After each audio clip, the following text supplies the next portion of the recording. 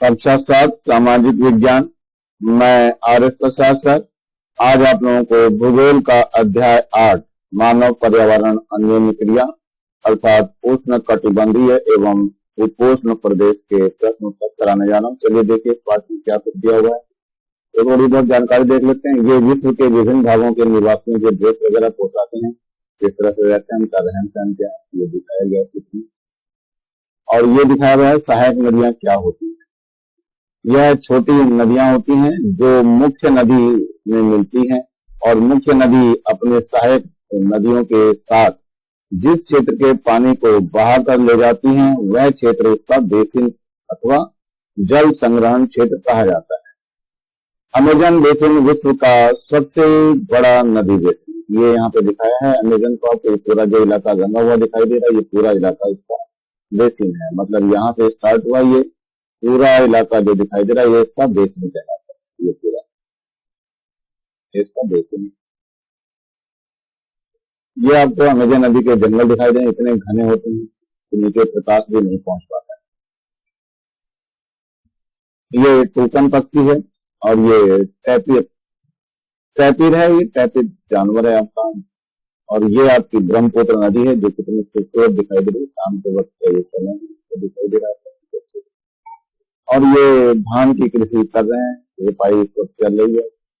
4-5 महिलाएं धान से जो है रोपा कर रही है।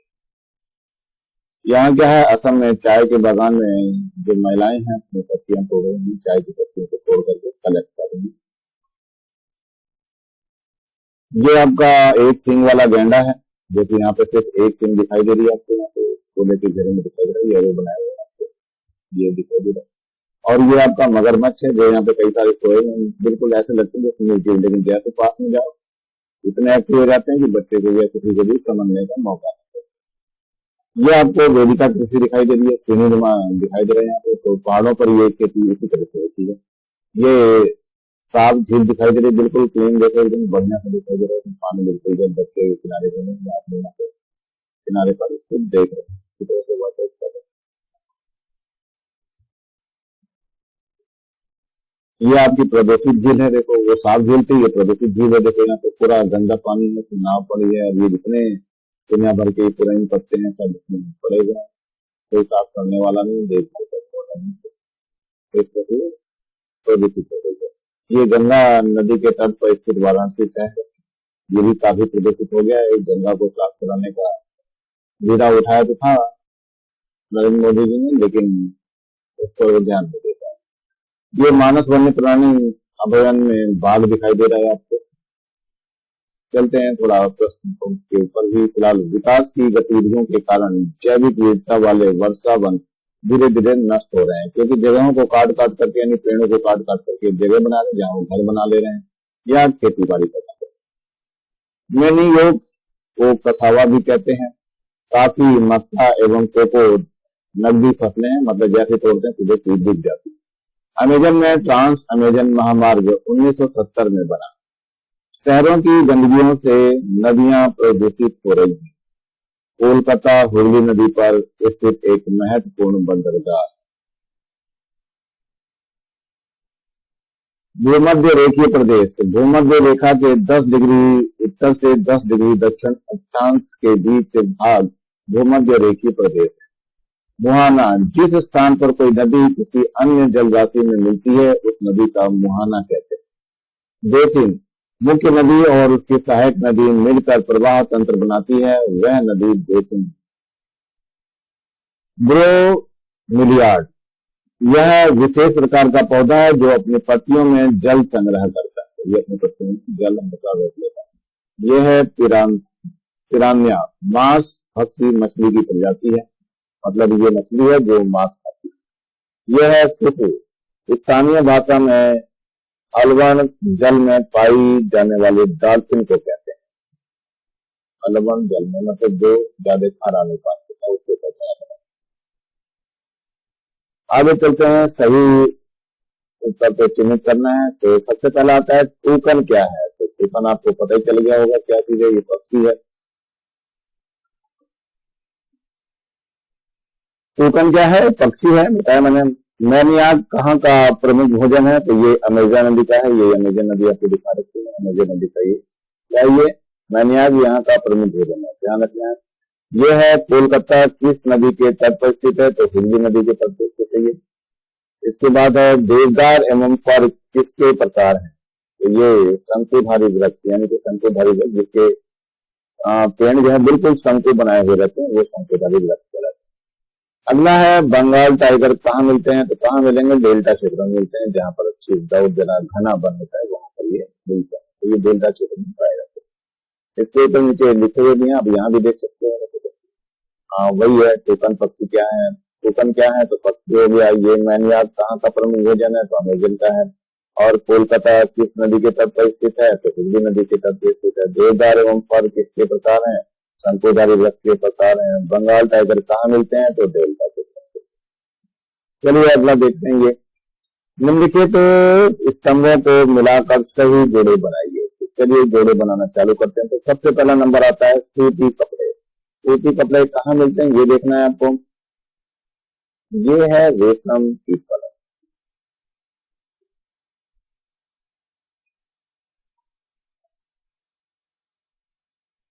रेशम कीट पालन से मिलते हैं ये। इसके बाद आता है नंबर अगला मलोका। मलोका कहाँ से मिलता है ये देखना है आपको। ये है ढालो छत, ये आपका मलोका। यानी कि पहले कीट पालन पे तो क लिखेंगे आप, इस पे क लिखेंगे। इसके बाद आता है मलोका हो गया आपका। ये है पिरान्या। पिरान्या क्या है वो देखना है आपको।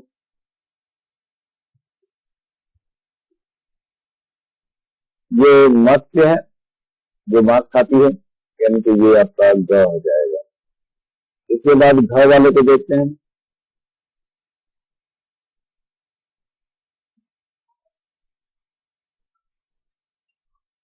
ये क वाले पार्ट को बच्चों दोबारा सही करोगे आप लोग। ये सूती कपड़े जो दिया हुआ है, सूती कपड़े वास्तव में गंगा के मैदान आ जाएगा। गंगा के मैदान यहाँ पर आपको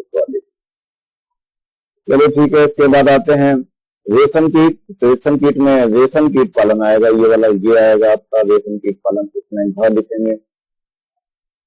और इसके बाद आता है काजीरंगा च, यानी कि इसमें असम में है ये, तो यहाँ ए आ जाएगा, यानी कि ये च आ जाएगा। एक बार फिर से देख लीजिए। सूती कपड़े कहाँ आएगा? सूती कपड़े गंगा के मैदान में आएगा, ये वाला है गंगा का मैदान। इसके बाद मोलोका। मोलोका कहाँ आएगा?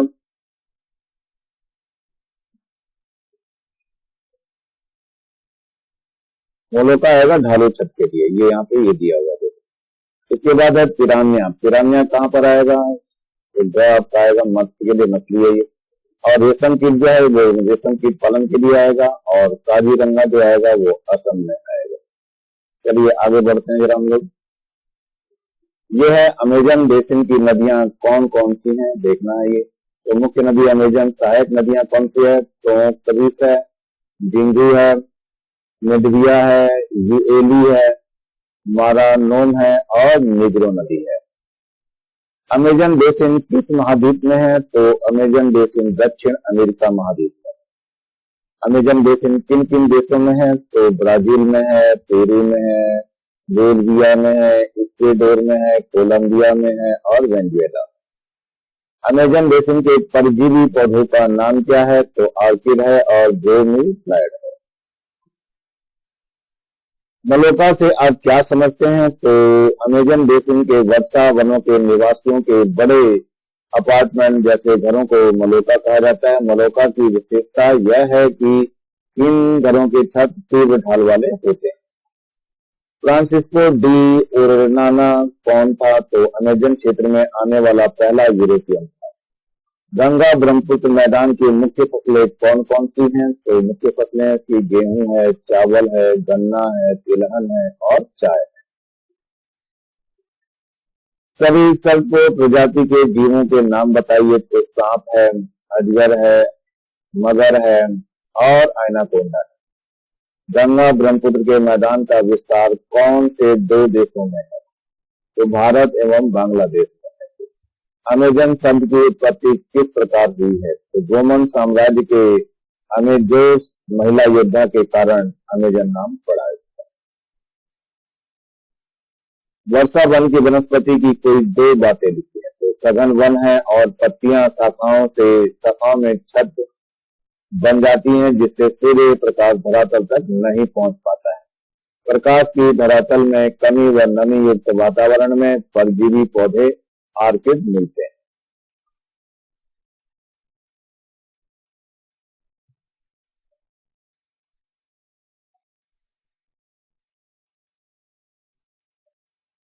क्रियाकलाप में आ जाइए। पहले फिर ब्रह्मपुत्र नदी को दो विभिन्न स्थानों पर भिन्न भिन्न नामों से जाना जाता है। इस नदी के नामों का पता लगाएं। तो ये जो है आपका ब्रह्मपुत्र नदी दिखाई हुई है आपको, ये ब्रह्मपुत्र नदी है। इसको जो है कई नामों से जाना चाहते हैं। एक नाम है सांको, दूसरा नाम है सियान, तीसरा नाम है जमुना और इधर नाम है दिहान। ये सब नाम है इसके। चलिए देखिए जरा क्या है। चाय के बागानों को चित्र से एल्बम बनाइए। तो चाय के बागानों का चित्र आप लोग बना देंगे, फिर से इकट्ठा कर लेंगे सभी चित्रों को। झील जीविका साधन है, इसको बताना है। तो झील जीविका का साधन है। तो एक केस के अध्ययन में बताया गया, विनोद एक मछुआरा है जो बिहार के मतवाली मौन गांव में रहता है। आज वह एक प्रसन्न व्यक्ति है। मछलियों की विभिन्न प्रजातियों को पालने के लिए उसने अपने साथी मछुआरों रविंद्र, किशोर, राजीव व अन्य के साथ मौन या चाप झील को बनाया है। तो ये साफ झील आपकी दिखाई दे रही है यहाँ पे। तो ये बनाया गया, चित्र दिखाया गया था, पीछे दिखाया था मैंने, वही चित्र है। तो साफ किया। झील में उगने वाले स्थानीय खरपतवार वेरिलिनिया हाइड्रा मछलियों का भोजन बनते हैं। झील के आसपास की उपजाऊ भूमि है, वह इस जमीन पर धान, मक्का एवं दलहन जैसी फसलें बोता है। खेत की जुताई के लिए भैंसों का उपयोग किया जाता है। वहां के लोग बहुत संतुष्ट हैं। नदी में पकड़ने, खाने व बेचने के लिए काफी मछलियां हैं, जिन्हें पकड़ करके वह पास के शहर में भी बेचते हैं। यह समुदाय प्रकृति के साथ समरसता बनाकर रहता है। जब तक पास के शहरों का प्रदूषण इस झील तक नहीं पहुंचता, तब तक मत्स्य पालन को कोई खतरा नहीं है। ये प्रदूषित झील आपको दिखाई गई है। मानवीय वातावरण को ध्यान में रखते हुए विभिन्न समुदाय के वेशभूषों के चित्रों को एकत्र कर चिपकाया। तो ये चित्र हैं, देखो सारी बुक में आपके दिए हैं, सब आपको फोटो कॉपी करा के चिपका लेना है। उस महाद्वीप के नाम बताएं जो अमेजन बेसिन में स्थित है। तो दक्षिण अमेरिका अमेजन बेसिन में स्थित है। अमेजन बेसिन के लोग कौन सी फसल उगाते हैं? तो शकरकंद है, अनानास है, कॉफी है, मक्का है, कोको है, कसावा है। अमेजन के वर्षा वन में कौन से पक्षी पाए जाते हैं? तो टूकन और गुंजन पक्षी पाए जाते हैं। गंगा नदी के तट पर कौन से प्रमुख शहर स्थित हैं? तो सबसे पहले हरिद्वार स्थित है, फिर इलाहाबाद है, फिर बनारस है, फिर पटना है और फिर कानपुर। एक सींग वाले गैंडे कहाँ पाए जाते हैं? तो एक सींग वाले गैंडे ब्रह्मपुत्र नदी के मैदानों में पाए जाते हैं। कारण बताइए। वर्षा वन लुप्त हो रहे हैं। वृक्षों को तेजी से काटने के कारण वर्षा वन लुप्त हो रहे हैं। मानव इन वनों की कमी का एकमात्र कारण। गंगा ब्रह्मपुत्र के मैदानों में धान की कृषि होती है। तो कारण है इसका पर्याप्त वर्षा, उपजाऊ मिट्टी, सस्ता श्रम और उत्तम ताप है। ये आपको दिखाया हुआ है।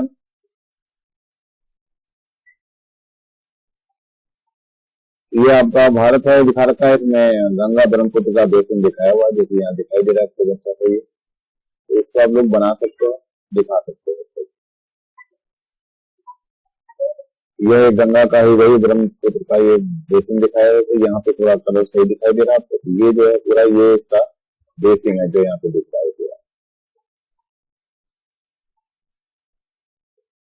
ब्रह्मपुत्र का इधर दूर की तरफ भी होगा, ध्यान देना। ये ब्रह्मपुत्र इधर भी दिखाई दे रहा है आपको। ये ब्रह्मपुत्र का ये सब दिखाई दे रहा है। ये इधर गंगा का है, इधर ब्रह्मपुत्र का। सही विकल्प चुन करके चिन्ह लगाइए। तो ये है नंबर 1 है, प्रारंभिक मानव को क्या नहीं आता था? तो उद्योग में वस्तु बनाना नहीं आता था। दूसरा है परजीवी पौधा कौन सा है? आर्किड है। फिर अमेजन नदी किस महासागर में जाकर गिरती है? तो अटलांटिक महासागर में गिरती है जाकर। यह मलोका शब्द का प्रयोग किसके लिए होता है? तो ये घर के लिए होता है। गंगा की सहायक नदियां कौन सी है? तो नर्मदा है इसमें।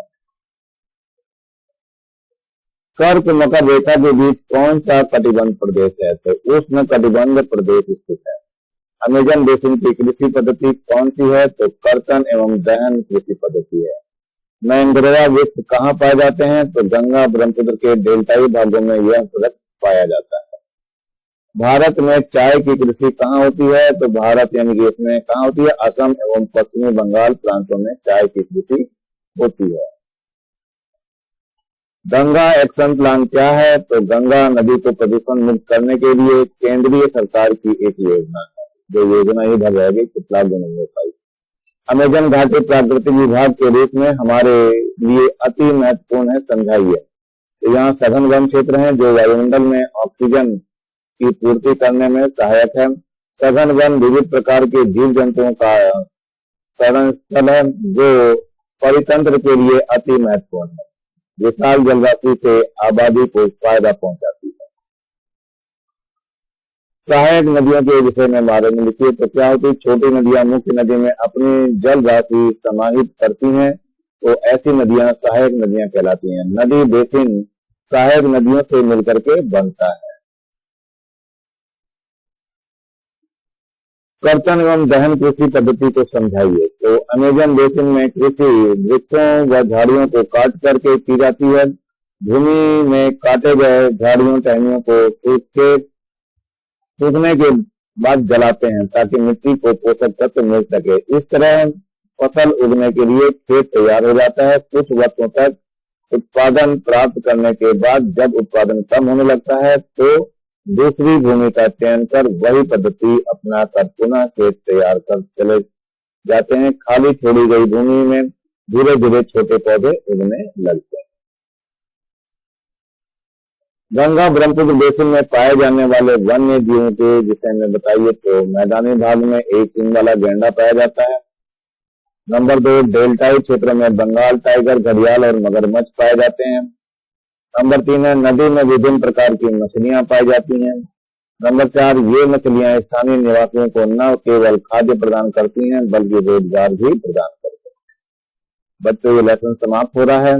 नीचे आपको लाल रंग का बटन दिखाई दे रहा है, इसको दबा के सब्सक्राइब कर लेंगे और चैनल को लाइक करेंगे, कमेंट जरूर करेंगे आप लोगों को कैसा लग रहा है और क्या आपको चाहिए, मैं उसको बना करके देने की कोशिश करूंगा। और ज्यादा से ज्यादा बच्चों को शेयर करना है जिससे ज्यादा बच्चों को फायदा हो सके। और बेल आइकन को भी दबा लेंगे जिससे कि मैं नया वीडियो डालूं तो उसका नोटिफिकेशन आप लोगों को मिल सके। Thank you, have a nice day. इसी के साथ मैं RS प्रसाद सर आज का वीडियो यहीं समाप्त करता हूँ।